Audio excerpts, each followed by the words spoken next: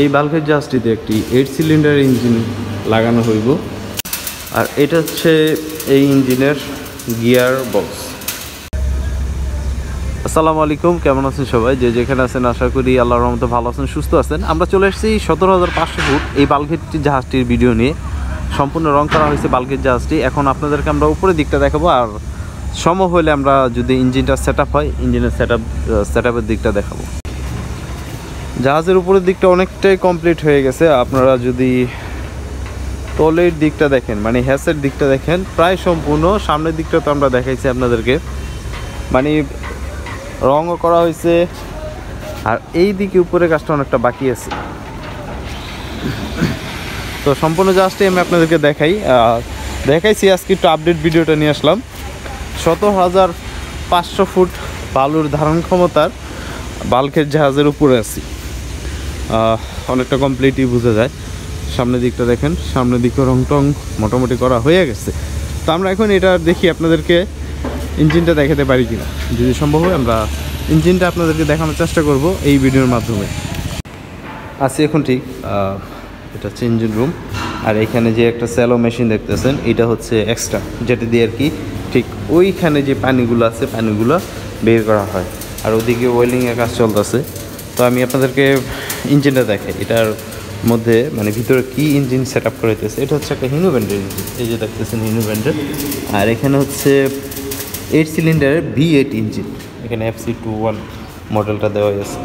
আর এইটা এটা হচ্ছে ডায়নামা, যেটা দিয়ে মূলত ব্যাটারি চার্জ করা হয়।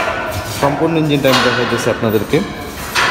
এই যে দেখেন ইঞ্জিন, এটা এখনও পর্যন্ত লাগানো হয়নি, তবে খুব তাড়াতাড়ি আর কি এটা সেট আপ করা হবে। এই যে পাইপগুলো দেখতেছেন, এগুলো প্রত্যেকটা হচ্ছে এক একটা পিস্টনের লাইন দেওয়ার জন্য, মানে পিস্টনে তেল যায় এটা দিয়ে মূলত। আর এদিক দিয়ে হচ্ছে হাওয়া বের হয় না, যেটা হাওয়া যায়, এদিক দিয়ে হচ্ছে হাওয়া যায়। এক্সস্টের লাইন হচ্ছে এটা। এই হচ্ছে সম্পূর্ণ ইঞ্জিন। তো আমি সবসময় চেষ্টা করি আপনাদেরকে একটু ভালো করে দেখানোর জন্য। ইঞ্জিনটা কীভাবে দেখায় সেটা মোটামুটি আমি চেষ্টা করতেছি চারোদিকটা ঘুরে দেখানোর জন্য। এই যে দেখেন, এই পাশটা যদি আমি আপনাদেরকে দেখাই, এই পাশটা এখানে হচ্ছে গিয়ার বক্সের সাথে লাইন অ্যাডজাস্ট হবে আর প্রপেলারের সাথে অ্যাডজাস্ট হবে। আমরা গিয়ার বক্সটা একটু পরেই দেখাই দিচ্ছি আপনাদেরকে। এই যে দেখেন, আর ওয়েল্ডিংয়ের শব্দটা একটু ক্যামেরাতে বেশি টানে, এই সাইডের যে শব্দটা হয় ওটা একটু বেশি টানে, যার জন্য কথাগুলো একটু বুঝতে অসুবিধা হইতে পারে, এই জন্য দুঃখিত আমি। এই যে দেখেন দুইটা অ্যাডজাস্টার, এই একটা অ্যাডজাস্টার, এখানে হচ্ছে আর একটা অ্যাডজাস্টার, দুইটা অ্যাডজাস্টার আছে। আর দূর থেকে যদি এই সাইডটা আমরা দেখাই, এই যে দেখেন, এই হচ্ছে সম্পূর্ণ ইঞ্জিন। এটা হচ্ছে একটা 8 সিলিন্ডার ইঞ্জিন লাগানো হইতেছে ঠিক 17,500 ফুট এই বাল্কের জাহাজটিতে। আমরা এখন আপনাদেরকে গিয়ার বক্সটা দেখাই, গিয়ার বক্সটা কী অবস্থায় আছে। আসলে ভিডিওটা একেবারে ছোটো হইব, ওরকম বড় কিছুই নেই, কারণ এটার সম্বন্ধে ডিটেলস অনেক কিছু আপনাদেরকে জানাইছি। এখন শেষ পর্যায়ে বলা, এই হচ্ছে এটার গিয়ার, যেটা দিয়ে আর কি সামনে পিছিয়ে নেওয়া হয় মূলত। এটা দিয়ে এটা সব বল গেটে লাগানো হয় বা বাল গেটে। এইখানে ঠিক প্রপেলারটা লাগানো হইব, আর এই ইঞ্জিনটা এখানে বসানো হইব। তো এই যে দেখেন, এখানে একটি মিটার আছে, টেম্পারেচার বা যাই হোক এটার মিটার। আর এই যে এটা হচ্ছে এই যে জায়গাটা দেখতেছেন পিনিয়ামটা, এই পিনিয়ামটা ঠিক ওইখানে সেট আপ করা হইব, মানে একেবারে অ্যাডজাস্ট হয়ে যাব যতটুকু আমি জানি। আর গিয়ার বক্সটা একেবারে পরিষ্কারই আছে বলা যায়। এই যে দেখেন, এই যে গিয়ার, আর এইটা দিয়ে হচ্ছে মূলত সামনে পিছিয়ে নেওয়া হয় একেবারে সফট ইজিলি। এই হচ্ছে নিউট্রাল, সামনে পিছিয়ে এরকম। তো আমরা আপনাদেরকে ইঞ্জিনটা দেখাইলাম, এই বাল্কের জাহাজটি কি ইঞ্জিন লাগানো হইতেছে বা কত সিলিন্ডারের ইঞ্জিন সেট আপ করা হইতেছে। এই দিকটাতে যদি আমরা একটু দেখাই, এখানে হচ্ছে এটার মেইন ট্যাঙ্কি, বিশাল বড় একটা ট্যাঙ্কি ইউজ করা হয়, যেহেতু এগুলা ইঞ্জিনটা একটু তেলটা একটু বেশিই লাগে। আর এইদিকে হচ্ছে কিছু পাম্পগুলো আছে, যে পাম্পগুলা দিয়ে পানি সরানো হইব। এই যে দেখেন 3-4টা পাম্প লাগানো আছে, মানে রাখা আছে। আর এটা হচ্ছে একটা মেইন ট্যাঙ্কি, মানে তলা থেকে যে পানিটা উঠবে সম্ভবত এটার জন্য এটা। আর হ্যাসটা তো দেখে আপনাদের নিচ থেকে, এই যে দেখেন হ্যাস, সম্পূর্ণ বাল্কের জাহাজটির হ্যাস। তো আমরা এখন নিচে চলে যাই, উপরে যাই, উপরের দিকটা একটু দেখাই আপনাদেরকে কী অবস্থায় আছে। যে নিচ থেকে উপরে আসলাম, এখানে যদি দেখাই, এটা হইতেছে একটা বাথরুম, একটা রান্নার ঘর থাকবো। আর খুবই সুন্দর একটা ডিজাইন করা হয়েছে।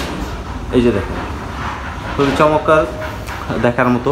বাল্কের জাহাজগুলো বর্তমানে অনেকটা সুন্দর ডিজাইন করা হয়।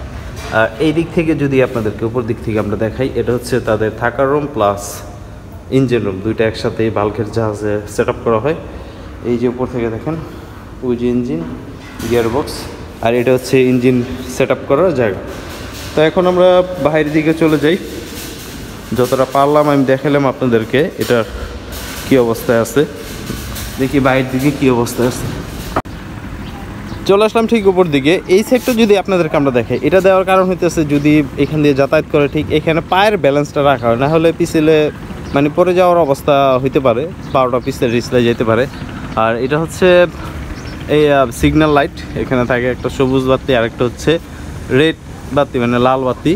এই দিকটা তো আপনাদেরকে আমরা দেখাইছি, আর কিছুই নেই। আমি জাস্ট খালি এই জাহাজটির আপনাদেরকে ইঞ্জিনটা দেখালাম, কত সিলিন্ডার ইঞ্জিন লাগানো ঠিক এই পাশে হচ্ছে সেম।